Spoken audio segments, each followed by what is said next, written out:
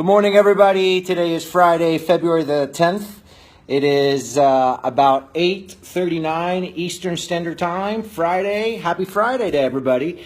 I won't say TGIF because that's kind of, well, yeah, maybe TGIF. But the reason why I'm here, as you all know, is to honor our veterans. Yesterday, I had a great experience. I had to exchange my iPhone for a replacement. And while they were exchanging all the contacts to my new phone, I was walking around the mall.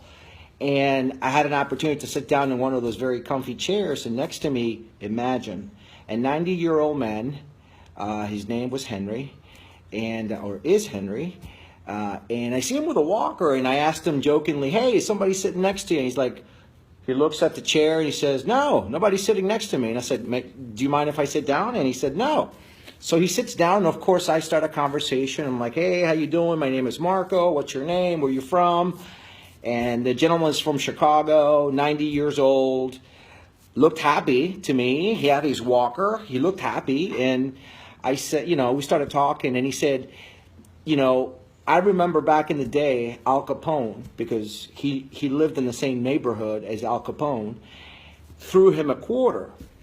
And he said, "I was so happy, man. Al Capone threw me a quarter. I grabbed that quarter, and I went across the street, and I bought myself a big submarine sandwich." He called it submarine sandwich, right? We call it subs now. And I was so happy to hear him tell me that story.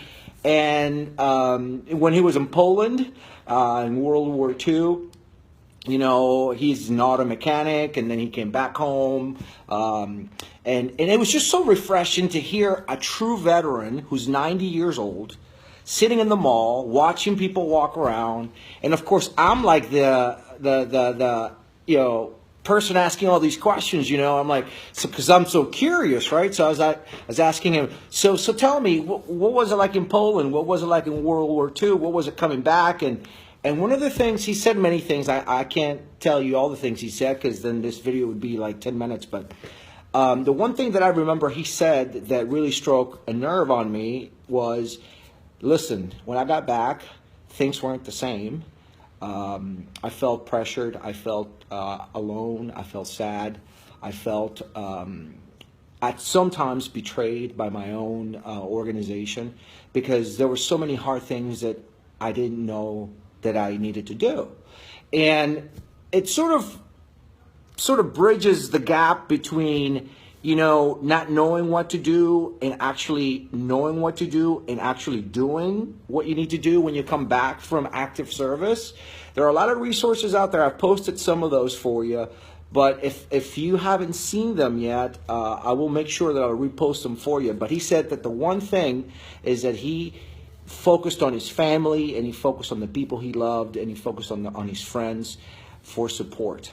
And I think that we can do that through this medium, this Facebook. We can become our veterans' friends, support mechanism, right? I think that awareness is that bridge.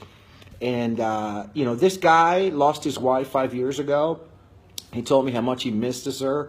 His kids live around the area, but they don't come around to see him very much. He's got, so many grandchildren, and he's got great grandchildren, and they don't come around to see him. And we have got to leave a legacy. We have got to make sure we're reaching out. As much as we want people to reach out to us, we've got to make sure we reach out.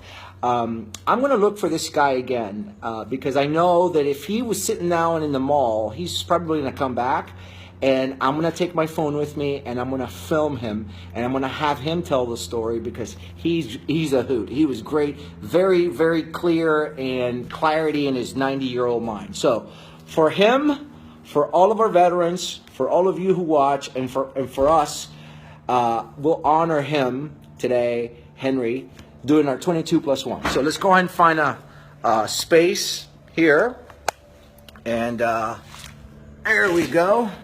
This is the good one. Let me move the plant. Oops. No, not a good one. Here we go. Let me move the plant. And count with me for Henry.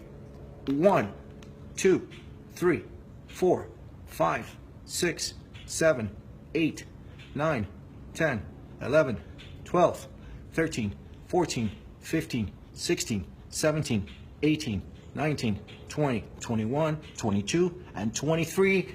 And that last one is for us because we're getting better in 2017 each and every day. So not only are we getting better, remember we talked about the one-day method yesterday, we have earned the right to check the box on number 10 right here. So we're going to go ahead and check the box. There it is. Box is checked. Color blue because it represents the color of the sky, and the sky is the limit for all of us who want to go up. Until tomorrow, love you, Focus Kid.